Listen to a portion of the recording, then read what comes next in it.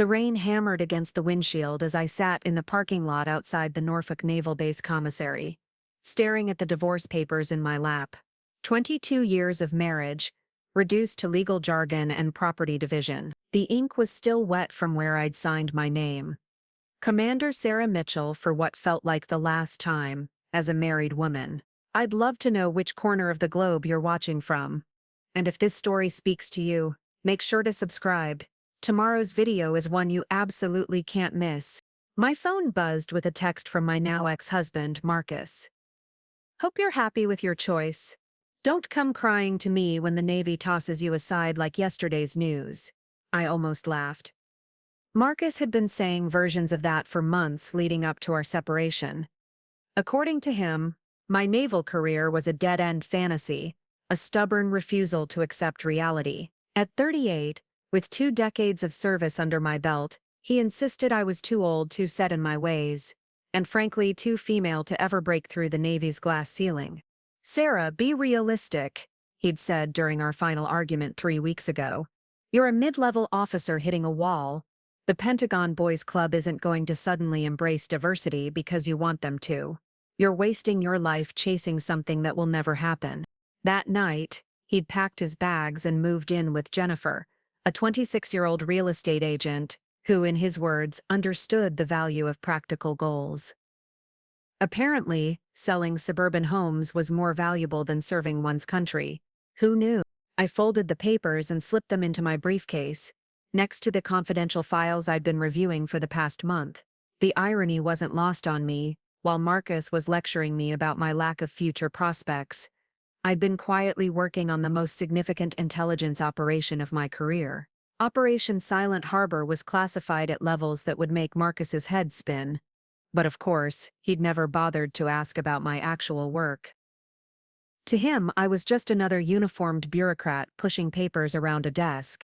The commissary doors slid open, and I watched families hurry through the rain, young sailors with their spouses, children clutching their parents' hands, the everyday rhythm of military life continuing around me. Part of me envied their certainty, their clear-cut roles and expectations. The other part of me felt a familiar fire in my chest, the same determination that had carried me through Annapolis when my professors suggested I consider a more suitable career path. My mentor, Admiral Rebecca Hayes, had called me yesterday with news about a position opening up. "Sarah, there's something brewing at the Pentagon. I can't say much over the phone, but your expertise in naval intelligence and your track record with complex operations has caught some attention. Are you prepared for a significant change?" At the time, I'd assumed she meant a transfer to Washington, maybe a promotion to captain if I was lucky. The Navy had been making noise about promoting more women to senior positions, but the reality was always more complicated than the press releases suggested. Still, Admiral Hayes had been my champion since my early days as a lieutenant, and her calls usually meant opportunity was knocking. I started the engine and drove toward the main gate, my mind drifting back to the conversation I'd overheard at the officers' club last week. 2 captains, both around my age, were discussing the new Pentagon directive about diversity in leadership positions. "It's all politics now," one muttered into his bourbon. "They're looking for poster children, not qualified officers. Especially female poster children," the other had added. "Mark my words, they'll promote some token candidate just to make headlines." I'd wanted to turn around and remind them that I'd graduated 3rd in my class at Annapolis, had served in 3 combat zones, and had led intelligence operations that saved countless lives. Instead, I'd finished my coffee and left quietly, filing their words away with all the other casual dismissals I'd collected over the years. The guard at the gate saluted as I showed my ID. "Have a good evening, Commander Mitchell." "Thank you, Petty Officer Rodriguez." As I drove through the familiar streets of Norfolk, I thought about the phone call I'd received from my sister Emma that morning. She lived in Seattle with her husband and 2 kids, completely removed from the military world. "Sarah, honey, maybe Marcus has a point," she'd said gently. "I know you love the Navy, but at some point, don't you want to settle down? Build something stable? You could move out here. Start fresh. My friend's company is looking for someone with your management experience." Management experience. As if coordinating multinational naval operations was equivalent to running a small marketing firm. Emma meant well, but like Marcus, she'd never understood that the Navy wasn't just my job, it was my calling. I pulled into my driveway and sat for a moment, looking at the modest base housing I'd called home for the past 4 years. With Marcus gone, the silence inside would be absolute. No more arguments about my unrealistic ambitions, no more subtle suggestions that I was fighting a losing battle against institutional sexism. My phone rang. Admiral Hayes again. "Sarah, I hope you're sitting down. The Secretary of the Navy wants to meet with you next week. I can't go into details, but this is about more than a simple promotion or transfer. Your work on Operation Silent Harbor has implications far beyond what you might realize." My heart started racing. Operation Silent Harbor had been my project for the past 18 months, developing new intelligence protocols for submarine reconnaissance that could fundamentally change how the Navy approached underwater warfare. I'd worked mostly alone, collaborating with a small team of analysts and technology specialists. But the scope of what we'd accomplished was staggering. "Admiral, I'm not sure I understand." The operation was successful, but, "Sarah, trust me on this. What you've created isn't just innovative, it's revolutionary. The implications for national security are enormous, and the Pentagon has taken notice, serious notice." After she hung up, I sat in my car, processing her words. Revolutionary. The Pentagon. Serious notice. These weren't phrases Admiral Hayes used lightly. I thought about Marcus's parting words. "Don't come crying to me when the Navy tosses you aside."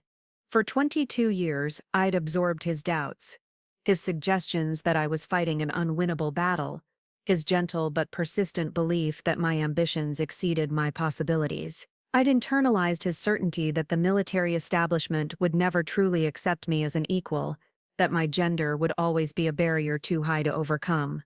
But as I sat there in the growing darkness, something shifted.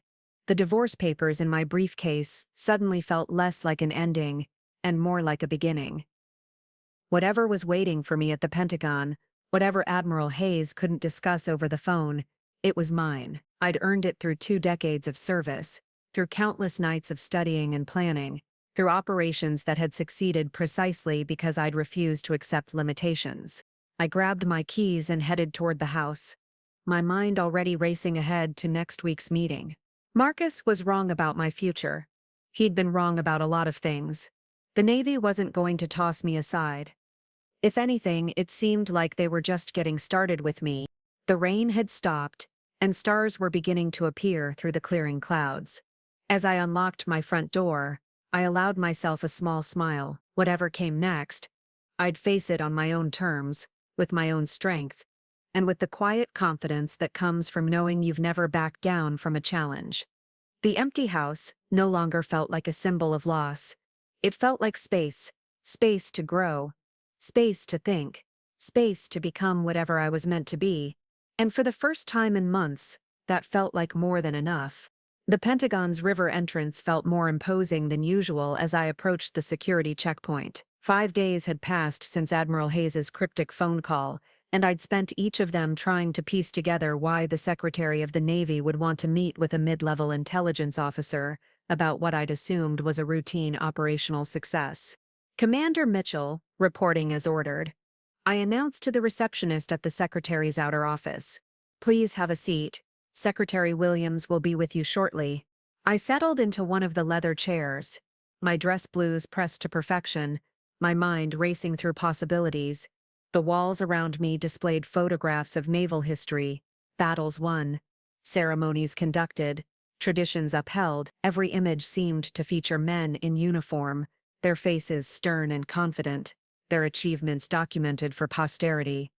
The door opened, and Secretary Patricia Williams emerged, a woman in her 50s with silver hair, and the kind of presence that commanded immediate respect. Behind her stood Admiral Thomas Richardson, Chief of Naval Operations, and 2 other officers I didn't recognize. "Commander Mitchell, thank you for coming. Please, join us in the conference room." The briefing room was windowless, with a large screen dominating one wall and classified document folders arranged precisely around the table. Secretary Williams gestured for me to sit across from her. "Commander, your work on Operation Silent Harbor has created quite a stir in certain circles. Before we continue, I need to understand exactly what you believe you've accomplished." I straightened in my chair. "Ma'am, Operation Silent Harbor was designed to enhance our submarine reconnaissance capabilities through advanced sonar interpretation and predictive modeling. My team developed algorithms that can identify potential threats 72 hours before conventional systems detect them." Admiral Richardson leaned forward. "Commander, you're being modest. Your system didn't just enhance our capabilities, it revolutionized them. The Joint Chiefs reviewed your operational results last week. Your protocols successfully predicted and prevented 3 potential security breaches in international waters. Breaches that could have escalated into serious diplomatic incidents." My breath caught. I'd known our system was working, but I hadn't realized the full scope of what we'd prevented. The classified nature of submarine operations meant I only saw pieces of the larger puzzle. Secretary Williams activated the wall screen displaying a world map with various markers. "Commander, what you see here represents global submarine activity over the past 6 months. The red markers indicate potential threat encounters that your system predicted and helped us avoid." The map was covered with red dots, dozens of them scattered across every major ocean. Each dot represented a crisis averted, a conflict prevented, lives saved. A lot of love and effort went into bringing this story to life. If you're enjoying it, we'd be so grateful if you'd subscribe to our channel. Now, back to where we left off. "I had no idea the scope was this extensive," I admitted. "That's because you've been working at a classification level that limited your access to operational outcomes," Admiral Richardson explained. "Your system has essentially given the United States Navy the ability to see underwater threats before they materialize. The strategic implications are staggering." A new voice joined the conversation. "Commander Mitchell, I'm Admiral Jonathan Blake, Director of Naval Intelligence. Your work has attracted attention from the highest levels of government. The President's National Security Council has been briefed on Silent Harbor's capabilities." The President. I tried to maintain my composure, but internally, my world was shifting. This wasn't about a promotion or transfer. This was about something much larger. Secretary Williams closed the folder in front of her. "Commander, I'm going to be direct. The Navy is at a crossroads. Public pressure for diversity and leadership has reached a critical point, but more importantly, we've recognized that our traditional approaches to advancement may have overlooked exceptional talent." She paused, studying my face. "Your innovation with Silent Harbor proves that fresh perspectives and unconventional thinking can produce extraordinary results. The question now is whether you're prepared for what comes next." "Ma'am, I'm prepared for whatever assignment serves the Navy best." Admiral Blake smiled slightly. "Commander, we're not talking about an assignment. We're talking about making history." The room fell silent. I could hear my own heartbeat as I processed his words. Secretary Williams continued. "The Navy has decided to accelerate the promotion timeline for officers who demonstrate exceptional leadership and innovation. Your work qualifies you for consideration at levels that would typically take another decade to reach. With respect, ma'am, I'm not sure I understand what you're proposing." Admiral Richardson stood and walked to the map. "Commander, the Navy needs leaders who can think beyond traditional boundaries. Your Silent Harbor innovation proves you possess that capability. What we're discussing is fast-tracking you through the promotion process in a way that's never been done before." "How fast are we talking about?" Secretary Williams exchanged glances with the other officers. "Commander, if you accept what we're proposing, you would be the youngest officer ever promoted to admiral rank. More significantly, you would be the first woman to achieve that position." The words hit me like a physical force. Admiral, the first woman. I thought about every dismissive comment, every suggestion that I'd hit my career ceiling, every time someone had implied that my gender was a limitation rather than an asset. "There's more," Admiral Blake added. This promotion wouldn't be ceremonial. You'd be tasked with implementing Silent Harbor across the entire Pacific Fleet, working directly with allied navies to establish new intelligence protocols. You'd essentially be reshaping how naval intelligence operates globally. I tried to process the magnitude of what they were offering. Everything I'd worked toward, every barrier I'd encountered, every moment of doubt, it was all leading to this. What about the traditional promotion process? Other qualified officers who've been waiting longer. Secretary Williams nodded approvingly. That's exactly the kind of question we'd expect from someone worthy of this opportunity. Commander, merit-based advancement sometimes requires breaking conventional timelines. Your innovation has saved lives and prevented conflicts. That's not theoretical leadership. That's proven results. Admiral Richardson returned to his seat. There will be resistance, both within the Navy and from external critics. Some will say you're being promoted too quickly. Others will claim it's about politics rather than performance. Are you prepared for that scrutiny? I thought about Marcus's words, about my sister's gentle suggestions that I should lower my expectations, about the conversations I'd overheard questioning women's qualifications for senior leadership. I've been dealing with scrutiny my entire career, Admiral. The difference now is that I have 20 years of proven service to back up my position. Secretary Williams smiled for the first time during the meeting. Commander, we'll need your answer within 72 hours. This opportunity requires absolute commitment and complete discretion until the official announcement. If you accept, there will be an intensive preparation period before the public ceremony. As the meeting concluded and I walked back through the Pentagon corridors, my mind was spinning. First female admiral. The magnitude of it was almost overwhelming. I thought about calling Admiral Hayes, but remembered the discretion requirement. I thought about calling Emma, but realized she wouldn't understand the significance. For the first time in months, I wished I could share this moment with someone who truly understood what it meant. But then I realized this moment belonged to me alone.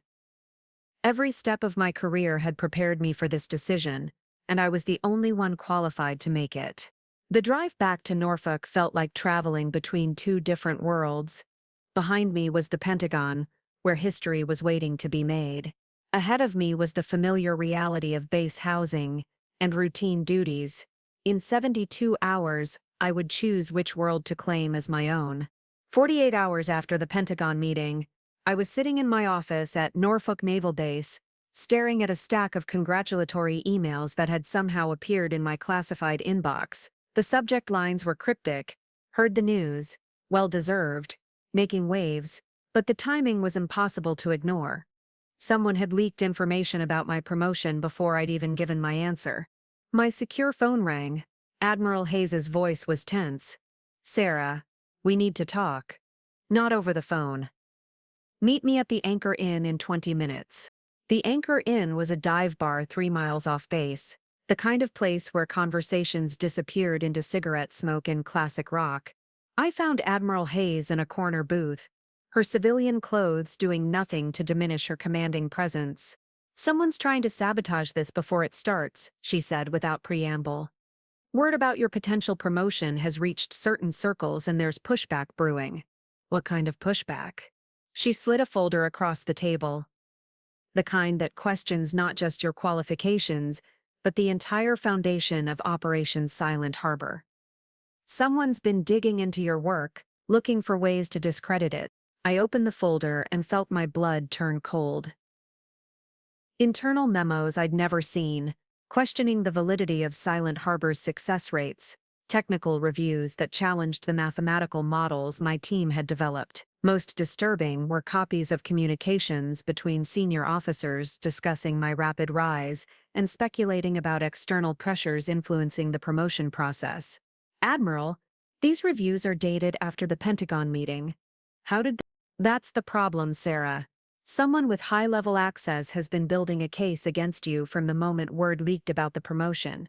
They're not just questioning your readiness for admiral rank. They're trying to prove that Silent Harbor was oversold, that the successes were exaggerated or misattributed." My hands trembled as I read through a particularly damning analysis that suggested my algorithms had simply been lucky, catching routine submarine movements rather than preventing actual threats. The technical language was sophisticated, the arguments plausible enough to create doubt. Who would do this? And why? Admiral Hayes's expression darkened. Captain Bradley Morrison. For starters, he's been gunning for admiral rank for 5 years and believes he's next in line for promotion. Seeing a commander leap over him to become the Navy's first female admiral has triggered something ugly. I knew Morrison by reputation, a traditionalist who'd made subtle but consistent comments about lowered standards and political correctness in naval leadership. But this level of systematic undermining was beyond anything I'd imagined. There's more, Admiral Hayes continued. Morrison isn't working alone. He's got support from a group of senior officers who see your promotion as a threat to the established order. They're calling themselves informal advisors to naval leadership, but they're essentially an old boys network trying to maintain control. She pulled out her phone and showed me a screenshot of a private military forum discussion. The thread was titled DAI Promotions in Naval Leadership and contained dozens of posts questioning whether diversity initiatives were compromising military readiness. My name appeared repeatedly, often coupled with dismissive comments about affirmative action admirals and checking boxes instead of qualifications. They don't know about the classified details of Silent Harbor, Admiral Hayes explained, but they're using the lack of public information about your achievements to create a narrative that you're unqualified. I felt something shift inside me, a cold anger replacing the initial shock. Admiral, are you suggesting I withdraw my acceptance? I'm suggesting you understand what you're walking into. This isn't just about breaking barriers, it's about surviving a systematic attempt to destroy your reputation and career. The bar's jukebox switched to an old Tom Petty song, the lyrics about standing ground seeming oddly appropriate. I closed the folder and looked directly at Admiral Hayes. How far does this go? Who else is involved? That's what we're still discovering. But Sarah, there's something else you need to know. Marcus has been contacted. My ex-husband's name hit like a physical blow. Contacted by whom? We're not entirely sure, but someone approached him about providing information regarding your character and professional capabilities. They're building a comprehensive case against your fitness for command. The betrayal cut deeper than I'd expected. Marcus knew details about my career struggles, my moments of doubt, the times I'd questioned whether I was strong enough for military leadership. If he chose to share those vulnerabilities with people determined to destroy me, the damage could be devastating. What did he tell them? Admiral Hayes hesitated. We don't know yet, but given how your divorce proceedings went, I'd prepare for the worst. I stared at the folder, processing the reality that my greatest professional achievement was under attack from multiple directions. The promotion I'd seen as validation was being reframed as evidence of systemic problems with naval leadership. Admiral, there's something I need to tell you about Silent Harbor. Her eyebrows raised. What do you mean? The technical reviews in this folder are wrong, but not in the way you might think. Silent Harbor's success rate isn't just good, it's perfect. We haven't just prevented threats. We've identified and neutralized them before they had time to develop. The classified briefings I received only showed a fraction of what the system has accomplished. I pulled out my own secure phone and accessed files I'd been authorized to review just that morning. Admiral, Silent Harbor has prevented 17 potential military engagements over the past 6 months. Not just diplomatic incidents, actual armed conflicts. The system identified submarine movements that would have led to territorial violations, detected underwater mine placements before they could be completed, and tracked weapons shipments that would have destabilized 3 different regions. Admiral Hayes studied the data, her expression growing more serious with each revelation. Sarah, if this is accurate, then Silent Harbor isn't just revolutionary, it's prevented multiple wars. That's exactly what it is. And now I understand why Morrison and his allies are so desperate to stop my promotion. It's not about gender or diversity initiatives, it's about power. If Silent Harbor becomes standard across the fleet under my leadership, it changes everything about how naval intelligence operates. Traditional approaches become obsolete, and the officers who built their careers on those approaches become irrelevant. The magnitude of the situation crystallized. This wasn't just professional jealousy or resistance to change. It was a battle for the future direction of naval strategy. My promotion represented a fundamental shift in how the Navy would approach intelligence and threat assessment. Admiral, they're not trying to stop me because I'm a woman. They're trying to stop me because I've created something that makes their entire worldview obsolete.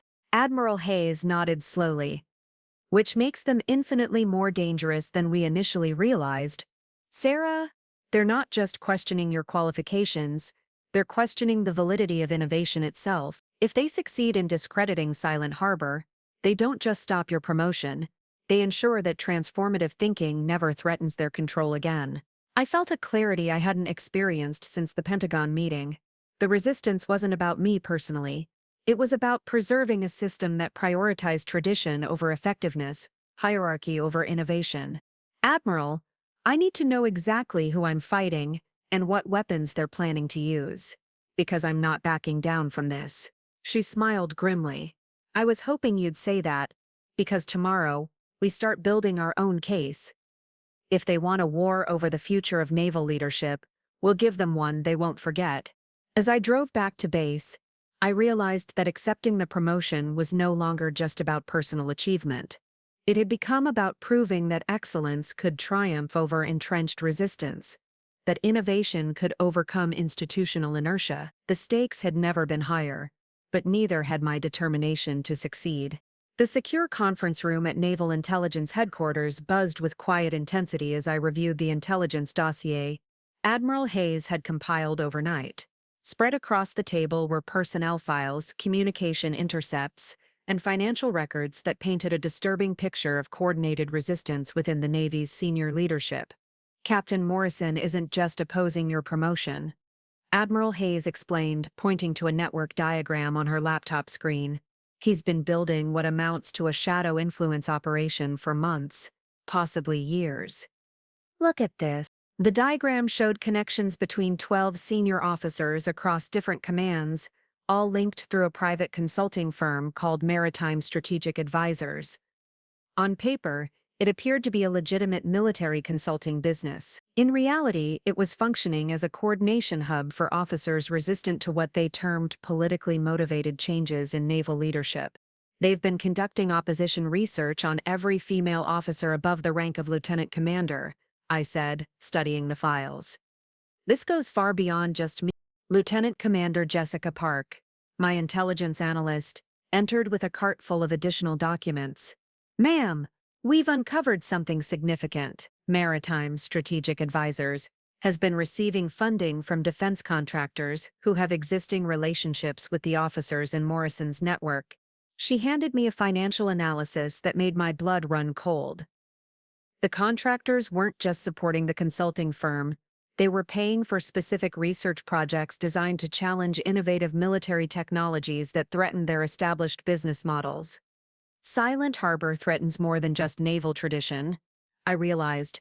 It threatens the entire ecosystem of defense contracting that's been built around conventional submarine detection systems. Admiral Hayes nodded grimly. We're looking at millions of dollars in contracts that become worthless if your technology becomes standard. Morrison and his allies aren't just fighting for their careers, they're fighting for an entire industry that depends on maintaining the status quo. I stood and walked to the wall map, studying the global deployment patterns of naval assets. Admiral, what if we're approaching this wrong? Instead of playing defense against their attacks, what if we demonstrate Silent Harbor's capabilities in a way that makes opposition impossible? What do you have in mind?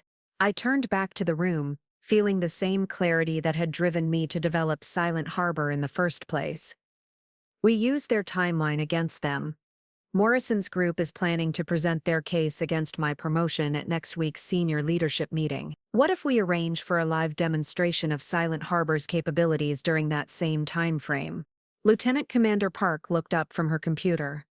Ma'am, we'd need authorization from the Secretary of Defense for any kind of public demonstration of classified technology.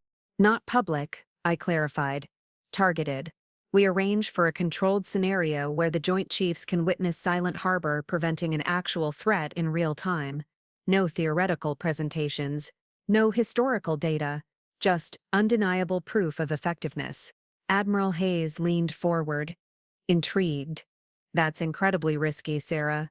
If something goes wrong during the demonstration, you'd be finished before you start. But if it works, Morrison's arguments become irrelevant. You can't argue with preventing an actual security threat. I pulled up the current threat assessment board on the secure terminal. 3 potential situations were developing that could provide the demonstration opportunity I needed.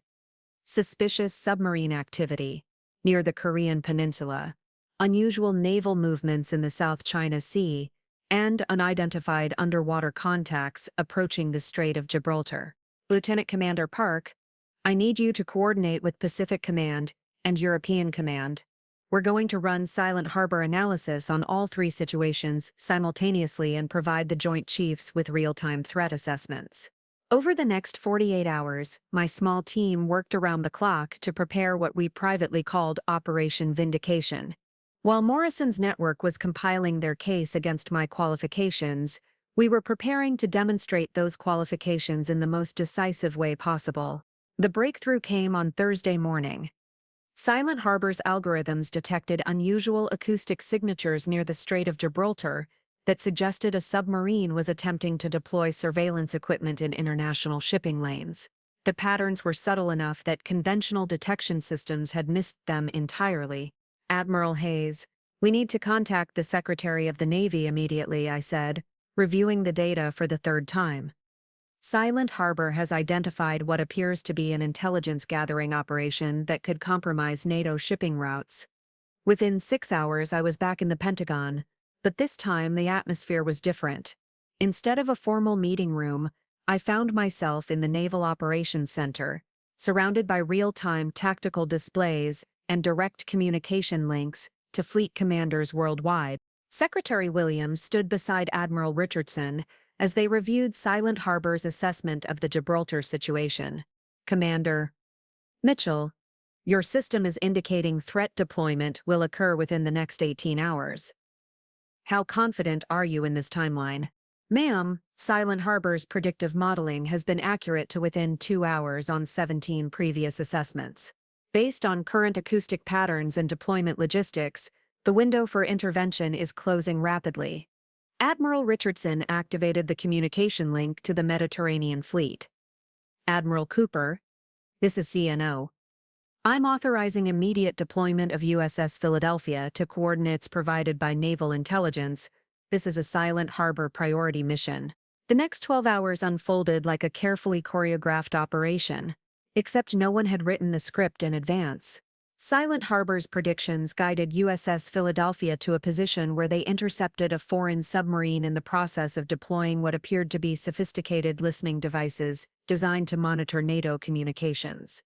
The timing was perfect. Morrison's planned presentation to senior leadership was scheduled for the following morning, and overnight, news of the successful interdiction had reached every senior officer in the Pentagon. When I arrived for what was supposed to be a routine briefing on my promotion status, I found the conference room packed with officers I'd never seen before. Morrison sat at the far end of the table, his prepared documents spread before him, but his expression had changed from confident to desperate. Secretary Williams called the meeting to order. Gentlemen, ladies, we're here to discuss Commander Mitchell's proposed promotion to Admiral rank. Captain Morrison, I believe you had concerns you wanted to present. Morrison cleared his throat, shuffling through his papers. Ma'am, yes, my research indicates that Commander Mitchell's rapid promotion timeline raises questions about adherence to traditional advancement criteria. Admiral Richardson interrupted. Captain, are you aware of yesterday's operation in the Mediterranean? Sir, I heard there was some routine interdiction activity, but… Routine? Richardson's voice carried an edge I'd never heard before. Captain, thanks to Commander Mitchell's Silent Harbor system, we prevented what could have been the most significant intelligence breach in NATO's recent history. Her technology didn't just detect the threat, it predicted exactly when and where it would occur. I watched Morrison's face pale as Admiral Richardson continued detailing the operation's success. The other officers at the table, many of whom had likely been part of Morrison's resistance network, were studying their hands or staring at the wall. Secretary Williams opened a new folder. Captain Morrison, your concerns about Commander Mitchell's qualifications have been noted. However, given yesterday's demonstration of her innovative capabilities and their strategic value to national security, we're moving forward with the promotion. She turned to me. Commander Mitchell, are you prepared to accept appointment to Admiral rank, effective immediately? The room fell completely silent. Morrison's carefully prepared case had crumbled in the face of undeniable operational success. His network of resistance had been neutralized, not through political maneuvering, but through simple, demonstrated excellence. Yes, ma'am, I accept. As the meeting concluded and congratulations were offered around the table, I noticed Morrison gathering his papers with shaking hands. The man who had tried to destroy my career based on theoretical arguments about qualifications had just witnessed those qualifications save national security in real time. Walking out of the Pentagon that afternoon, I realized that the most effective strategy against institutional resistance wasn't fighting their arguments, it was making their arguments irrelevant through undeniable performance. Silent Harbor hadn't just earned me a promotion, it had revolutionized how success would be measured in naval leadership. 3 weeks after accepting my promotion, I stood in the wings of the Pentagon's main auditorium, adjusting my new admiral's insignia for what would be my first public appearance since the announcement. The ceremony was intended to be a quiet affair, a brief recognition followed by a reception for senior staff. Instead, it had grown into something resembling a media circus. Through the curtain, I could see the auditorium packed beyond capacity. News crews had somehow gained access, despite the military's attempts to keep the event low-key. Protesters with signs reading, "Merit over politics," stood alongside supporters holding banners declaring, "Breaking barriers, saving lives." The tension in the room was palpable. "Admiral Mitchell, we have a problem." Lieutenant Commander Park approached with a tablet displaying social media feeds. Someone leaked the details of Operation Silent Harbor. Classified operational data is being discussed on military forums, and not in a supportive way. My stomach dropped as I scrolled through the posts. Technical specifications of Silent Harbor were being dissected by anonymous users claiming to be submarine warfare experts. Worse, someone had posted what appeared to be internal communications, questioning the validity of the Gibraltar operation, suggesting it had been staged for political purposes. "Ma'am, there's more," Park continued, showing me a news article that had gone live 20 minutes earlier. Marcus gave an interview to Defense Weekly. It was published this morning. The headline read, "Former husband questions first female admiral's qualifications." I felt my hands shake as I read Marcus's quotes, each one more damaging than the last. Sarah was always ambitious, but she struggled with the pressure of real leadership decisions.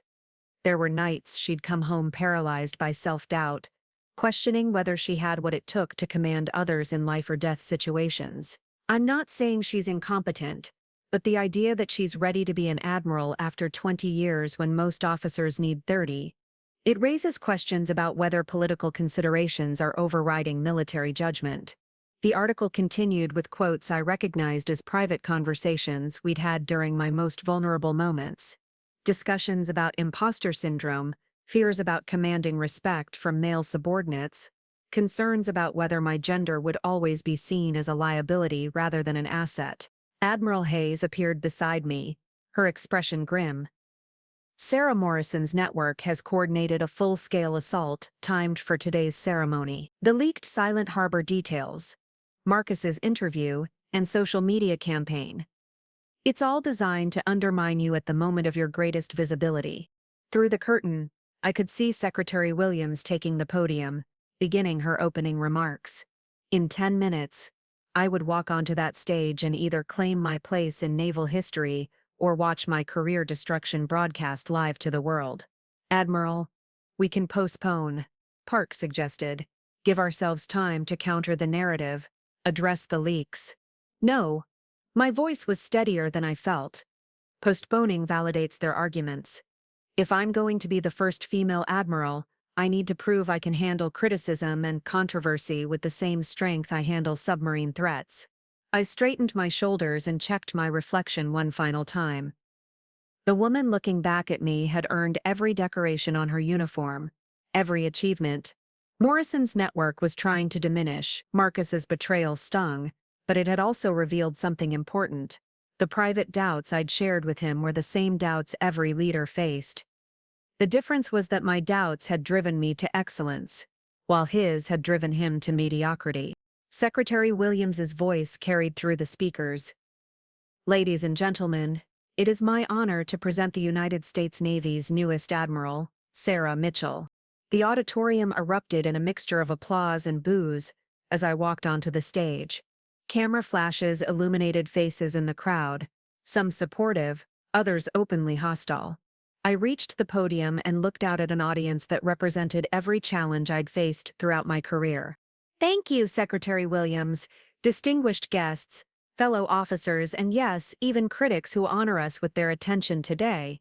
A ripple of surprised laughter moved through the crowd. I had decided to address the controversy directly rather than pretend it didn't exist.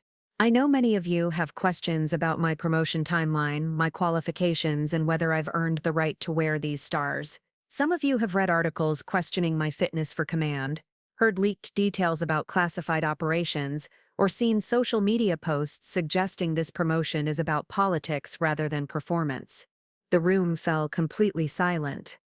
Even the protesters had stopped their murmuring. I want to address those concerns directly, starting with the accusation that Silent Harbor was staged for political gain. I activated the presentation screen behind me, displaying a world map with incident markers, but not the classified version from our Pentagon briefings. This map showed only publicly reported submarine incidents over the past 18 months. What you see here are confirmed submarine encounters that resulted in diplomatic protests, territorial violations, or international incidents during the period when Silent Harbor was being developed and tested. 17 separate events that escalated to the point of public acknowledgement. I clicked to the next slide, showing the same map with gaps where incidents should have occurred based on historical patterns. This map shows where similar incidents should have occurred based on 30 years of submarine activity patterns. Notice the absence of reported incidents in areas where Silent Harbor was operational. The system didn't prevent 17 crises that we knew about. It prevented 17 crises that never had the chance to become public because they were stopped before they started. Murmurs of understanding began to ripple through the crowd. Even some of the protesters had lowered their signs to focus on the presentation. As for my qualifications, I want to share something that wasn't in the official promotion announcement. Over the past 5 years, I've authored 12 papers on submarine warfare that have been adopted as standard doctrine by NATO allies. I've led training programs that have been implemented across 3 different fleets, and I've personally commanded operations that, while classified, have resulted in the safe recovery of personnel and equipment valued at over $2 billion. I paused, making eye contact with different sections of the audience. But more importantly, I want to address the suggestion that rapid promotion somehow diminishes the value of military service. Admiral Chester Nimitz was promoted from captain to admiral in 2 years during World War II because wartime demanded accelerated leadership development. Today's security environment demands the same willingness to recognize and promote innovation quickly, regardless of the innovator's gender. The applause began slowly but built steadily. I noticed several protesters had put down their signs entirely. I've read the articles questioning whether I have the emotional strength for command. I've seen the leaked quotes from someone who knew me during my moments of private doubt to that. I say any leader who doesn't question their decisions, who doesn't wrestle with the weight of responsibility, who doesn't occasionally doubt their worthiness for command, that person shouldn't be trusted with other people's lives. The standing ovation began with the Navy personnel in the front rows and spread throughout the auditorium. Even some of the news crews were applauding. Silent Harbor works because it acknowledges uncertainty and uses that uncertainty to predict possibilities. Leadership works the same way. My doubts made me stronger. My questions made me more thorough, and my determination to prove myself worthy has made me more effective. As I concluded my remarks and stepped back from the podium, I caught sight of Morrison in the third row.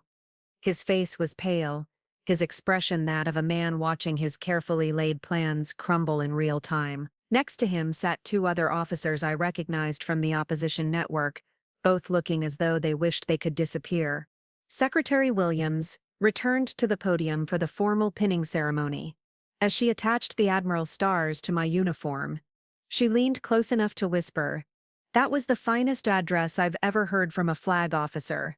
You just redefined what leadership looks like in the modern Navy." The reception that followed felt like a celebration rather than a political necessity. Officers who had been fence-sitting approached to offer genuine congratulations. Even some of the journalists seemed impressed by the directness of my response to the controversy.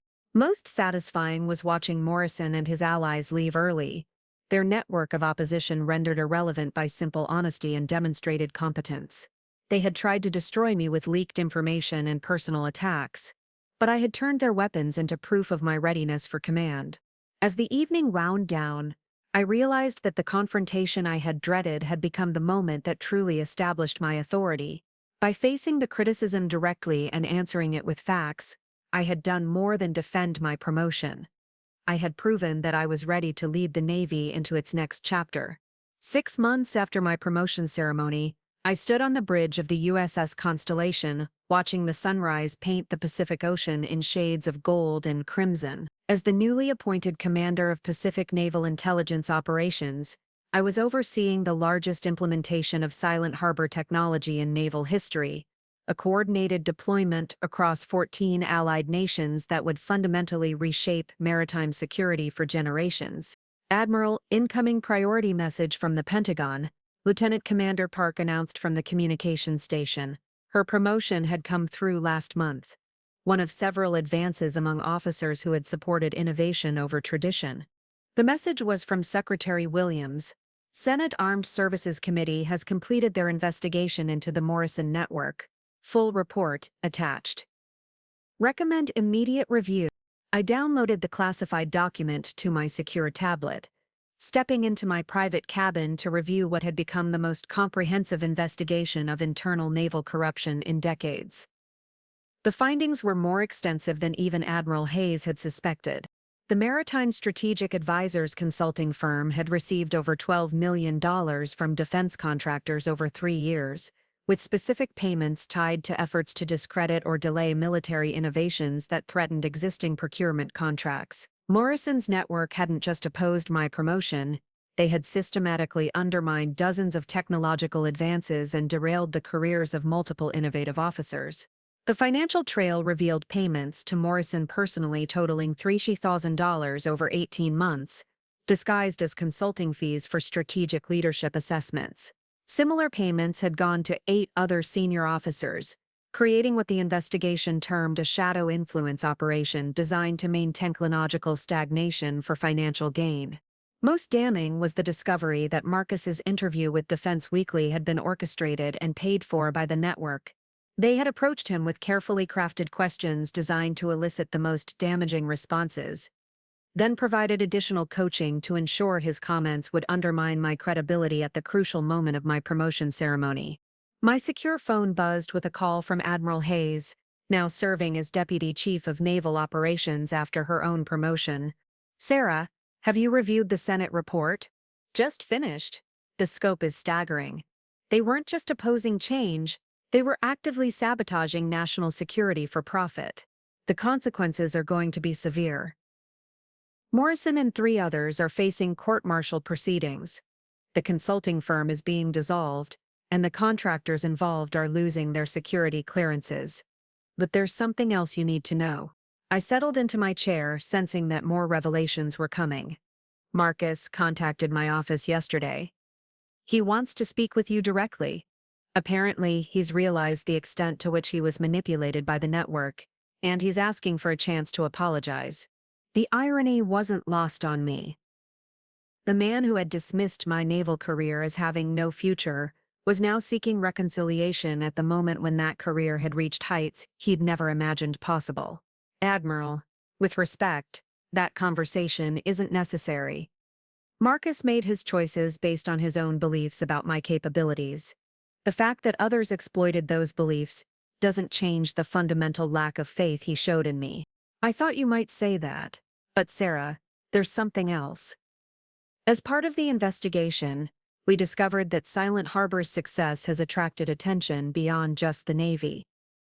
The president wants to meet with you next week to discuss expanding the program to other branches of the military. I paused, processing the magnitude of what she was saying. The president wants Silent Harbor implemented across all military branches. Not just implemented, he wants you to lead a joint task force that would revolutionize threat detection for the entire Department of Defense. It would mean another promotion to Vice Admiral and a position that's never existed before, Director of Integrated Military Intelligence Innovation. Through my cabin window, I watched a pod of dolphins racing alongside the Constellation, their sleek forms cutting through the water with effortless grace. Like Silent Harbor, they navigated by understanding patterns others couldn't see, anticipating changes before they became visible on the surface. Admiral Hayes. 2 years ago, my husband told me I was wasting my life chasing something that would never happen. He said the military establishment would never embrace someone like me, that I was fighting a battle I couldn't win. And now, I'm being asked to reshape how the entire military approaches intelligence gathering. The system that Morrison's network tried to destroy as politically motivated innovation is about to become the foundation for national defense strategy. That afternoon, I walked through the ship's intelligence center, observing the seamless integration of Silent Harbor protocols with traditional naval operations. Young officers who had initially been skeptical of the new technology were now its most enthusiastic advocates, having witnessed firsthand how it enhanced their ability to protect their shipmates and complete their missions. Chief Petty Officer Rodriguez, a 20-year veteran who had initially questioned whether computer predictions could replace experienced intuition, approached my station. Admiral, I wanted to thank you for pushing this technology through despite the resistance. Last week, Silent Harbor helped us identify a potential collision scenario that our conventional systems missed entirely. We probably saved 2 ships and 300 lives. These were the moments that made every battle worthwhile. Seeing innovation translate directly into saved lives and enhanced security. Morrison's network had fought against progress itself, and their defeat represented more than just personal vindication. It validated the principle that excellence and innovation should drive military leadership rather than politics and financial interests. Later that evening, I stood on the deck as the Constellation's task force conducted night exercises, watching other ships in our formation practicing maneuvers, guided by Silent Harbor's predictive capabilities. The sight reminded me of something Admiral Hayes had said during my early development of the system. True innovation doesn't just solve current problems, it reveals problems we didn't know existed. Silent Harbor had done exactly that, not just in submarine detection but in exposing the corruption that had been stifling military advancement. By pursuing excellence without compromise, we had uncovered a network of resistance that had been holding back not just individual careers but national security itself. My communications officer approached with a personal message that had come through civilian channels. The sender was Emma, my sister in Seattle. Sarah, I saw the news about your new assignment. I have to admit, when Marcus left you, I thought maybe he had a point about your career hitting a ceiling. I was wrong. And I'm sorry. You didn't just break through that ceiling. You redefined what was possible. Mom and Dad would be proud. Love. Emma. I smiled, remembering all the well-meaning suggestions that I should consider more realistic goals, more stable career paths. Everyone had seen limitations where I had seen possibilities, obstacles where I had seen challenges to overcome. The final message of the evening came from an unexpected source. A group of female midshipmen at the Naval Academy who had written to thank me for proving that our dreams aren't too big. They had formed a study group focused on military innovation and named it the Silent Harbor Society, dedicating themselves to developing the next generation of transformational military technologies. Reading their letter, I realized that my promotion had accomplished something beyond my original ambitions. It wasn't just about becoming the first female admiral. It was about expanding the definition of what military leadership could look like and inspiring others to pursue excellence without accepting artificial limitations. As the Pacific night settled around us and the task force continued its exercises, I thought about the journey from that rainy day in the Norfolk Commissary parking lot to this moment aboard a flagship implementing technology that would reshape global maritime security. Marcus had been wrong about my future, but more importantly, he had been wrong about the nature of achievement itself. Success wasn't about accepting the limitations others imposed. It was about refusing to let those limitations define what was possible. The future I was building wasn't just my own. It belonged to every officer who had ever been told their innovations were too radical, their ambitions too high, their vision too transformative for military tradition. Silent Harbor had proven that the greatest security threat wasn't external enemies. It was internal resistance to the changes necessary for continued excellence. As Admiral Sarah Mitchell, first female admiral in naval history and soon-to-be Director of Integrated Military Intelligence Innovation, I had not just achieved my own dreams. I had expanded the realm of possibility for everyone who would follow. Looking for more? We've got 2 amazing stories ready for you, right on screen. If this one touched you, these are absolutely worth your time. Click to watch them now. And hey, subscribe and hit that bell to never miss our latest uploads.